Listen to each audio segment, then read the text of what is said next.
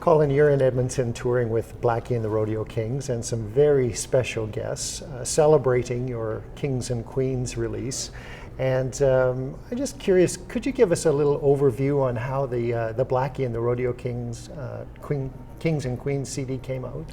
Well, we always seem to function pretty well when we're looking outward as opposed to looking inward, collaborating with other people, singing songs, Willie B. Bennett songs, kind of focusing on the music we love as much as the music that we make. So we've always enjoyed doing that. And a few years ago now, we were doing a tribute to the 30th anniversary of The Last Waltz, the band's Last Waltz for CBC. And we recorded it 2 nights at Glen Gould Theatre in Toronto. And we were on a train with the Cowboy Junkies, one of those trains across Canada, well, from Toronto to Vancouver, and playing with them, and we were getting ready to do this show. So we were rehearsing in a train car, and that was really where the idea came up. We were thinking about backing up all the different singers for the Last Waltz thing, and I had realized that, Blackie had a number of fans who were really fantastic singers, and frequently think about somebody like Rosanne Cash and say, oh, it'd be so great to do something with Rosanne. Oh, it'd be great to do something else with Pam Tillis. And thought, wow, why don't we just do a whole album where every song is a different guest? And then immediately, and Stephen and Tom nodded their heads. I said, yeah, good idea. And then immediately I said, we should call it Kings and Queens. And that was in November of '06. So it took years for it to actually happen on so many levels, but that's how it was born. And I ended up, we had some records that were fresh at the time that we were touring. Then I got the gig playing with Emmylou for 2008. So that gave us a little time to kind of come up with songs that we thought would be good. And pretty well as soon as I finished with Emmy, I sent Rosanne an email and Pam an email and a couple of others. And when everybody said, yes, we'd love to do it, if you have Rosanne Cash and Emmylou Harris and Lucinda Williams and Pam Tillis all saying, oh, of course, whatever you want, we'll be there. It gives you the confidence to think that you can actually maybe do it, and things worked out. Amy Helm is a very special part of that project, and I was thinking that with your long history with Levon Helm and the Woodstock scene, you probably have seen her grow up almost. Yeah, I certainly, I did. I probably watched her more than she watched me. I remember meeting her when I was working on the Jericho album with the band back in 1992. I don't think she remembers meeting me then, actually, but I was sure aware of her, and I know that Levon was unbelievably proud of her as a singer and encouraging to her even back then. And then I didn't really get to know Amy until Ola Bell came around. Get to know her just as somebody aside from being, oh, that's one of the guys who's plays with my dad. And Ola Bell was here at the Edmonton Folk Festival. And it was amazing, too, because it was just a few weeks after Richard Bell had passed. And Ola Bell, I saw their main stage show, and it just blew me away how great they were. They were just my favorite band. And then they did a concert in a small room, maybe an after-show concert. And they said, why don't you come and play? So I got to play with them for a show, and I just thought Amy had all of the greatest aspects of a front person, the charisma and the passion and the power as a singer, but she was also such a team player like her dad.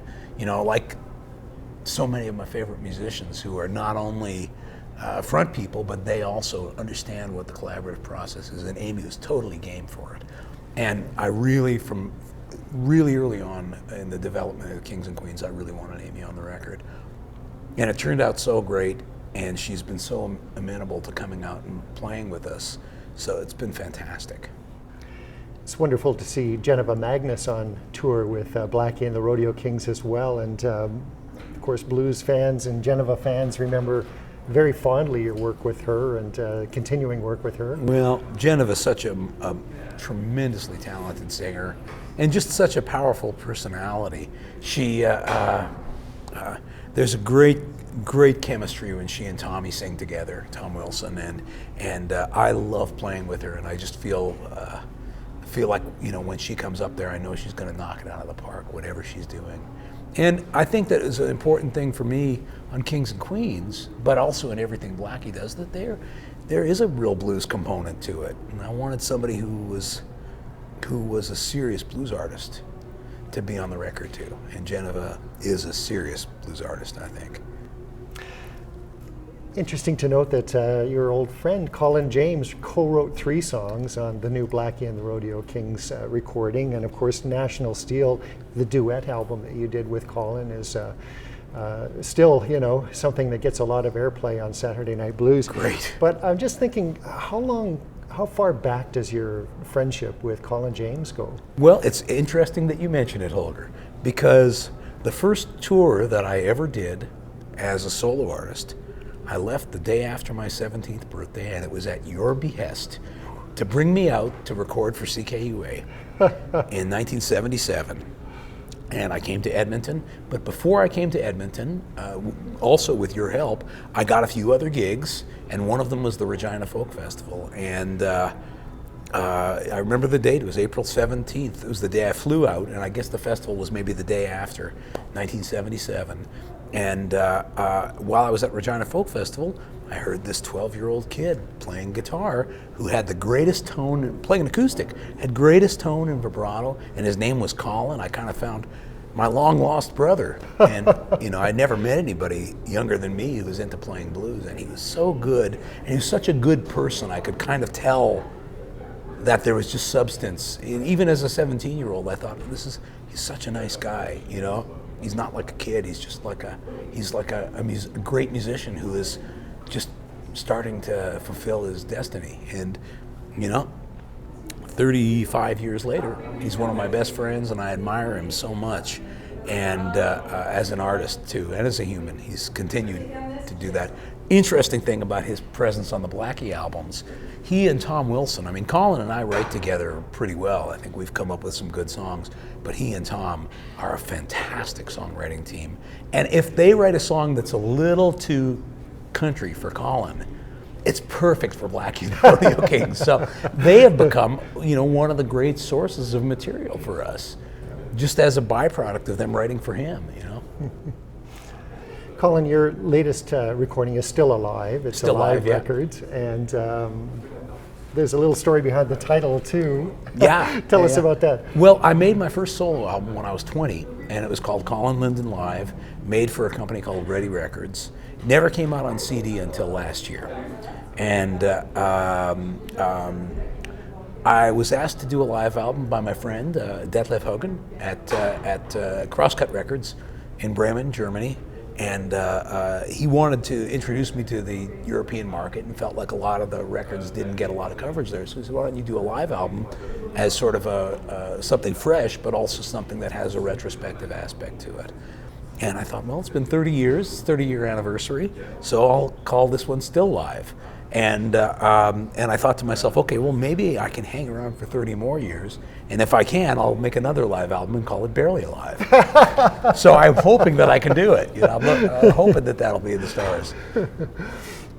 There's some great tunes on the live record. Thank you. And also one that kind of brings it full circle, Who's Been Talking? You know, the Howlin Wolf tune, which you, of course, had such a close association spiritually over the years with Howlin Wolf's music.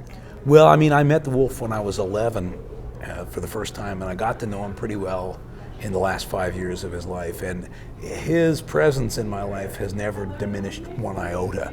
He's been one of those guiding lights to me. He was when he was alive and I was a kid. He made a lot of things make sense to me about what I wanted to do with my life and how to go about doing it.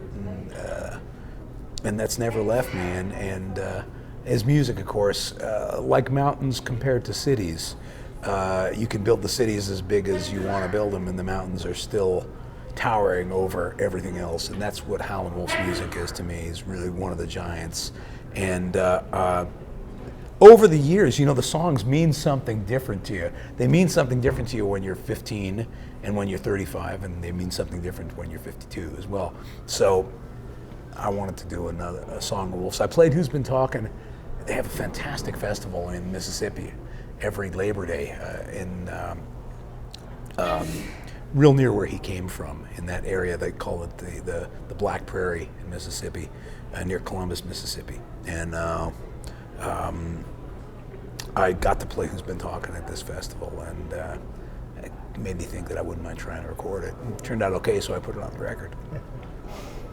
Long answers, sorry. Perfect. Good. Another important song for you, I'm sure, is Smoke 'Em All. Yep. Yeah, Smoke 'Em All. The studio version of it's on my album From the Water, but Smoke 'Em All I wrote with my wife, Janice Powers, about our beloved adopted son, the late and great Richard Bell.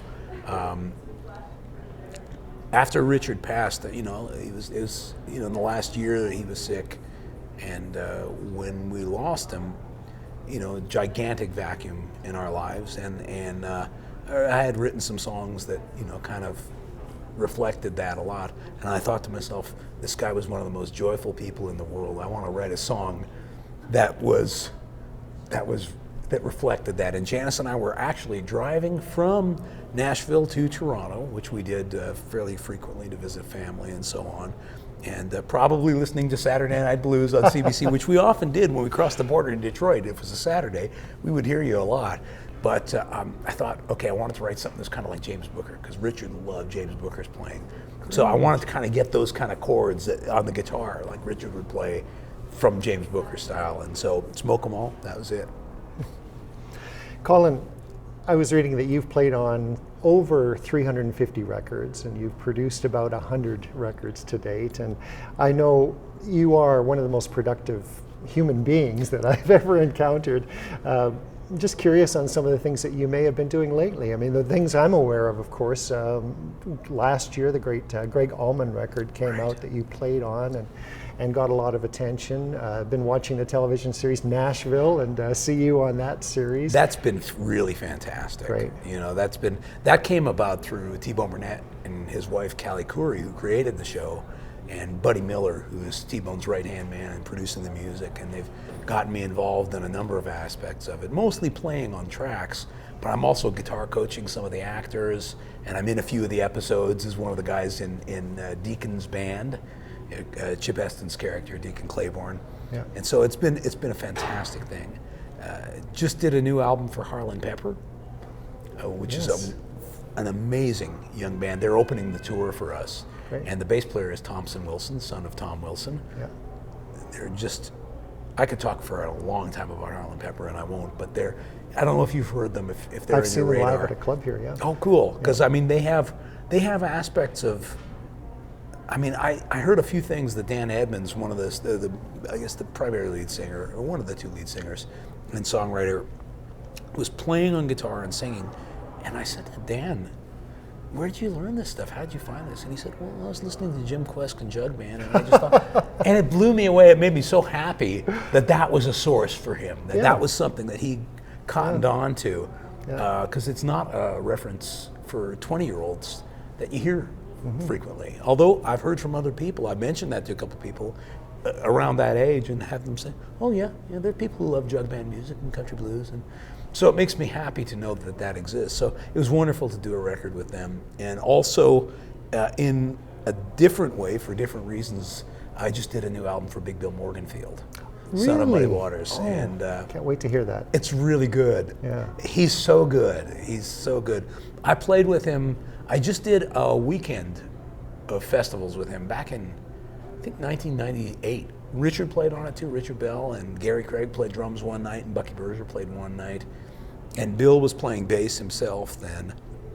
It was pretty early in it for him, but we really hit it off and always wanted to work together, and finally the opportunity happened, so I got to make his new record, and I'm very, very happy to do it. Colin, just one more question.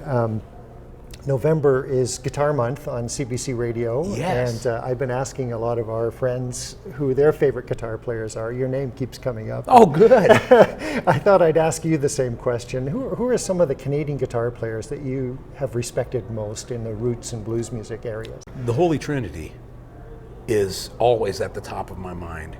That's Robbie Robertson, Amos Garrett, and David Wilcox. And that's chronologically.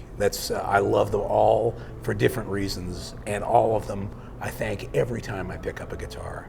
Those guys are so incredible for all the reasons that, I could talk about them for a long time, but just to make a list, David Wilcox is still, to me, the greatest of all slide players, and ultimate accompanist, soloist, incredible economy. Amos, as you know, I don't have to tell you about Amos, but one note, you know who it is. His style traverses musical genres and still maintains a complete unique identity. He's created a whole language that's applicable to so many styles of music. And Robbie taught this country how to play blues, I think, electric blues. You know, he probably got some of it from Fred Carter. He probably got some of it from Roy Buchanan, and I'm sure he got a whole lot of it from Hubert Sumlin, who is probably non-Canadian, but you know, really of the classic electric blues players, he's the one for me. And played on all those Howlin Wolf records, of course. And Robbie's playing, especially on that So Many Roads album, the John Hammond record, is just some of the greatest blues guitar. There's plenty of guys out there now who are younger players who are spectacular too, and who I really like a lot.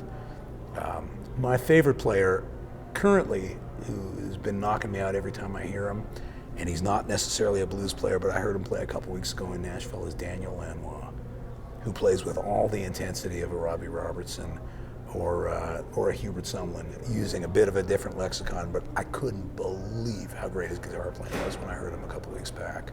So I'm blabbing on. You get me talking about guitar and I'm not going to stop. Colin, thank you very much. Holger, so good thank to see you. again. Hopefully you can edit out 4 out of every 5 words. I guess the coffee wonderful. kicked in. And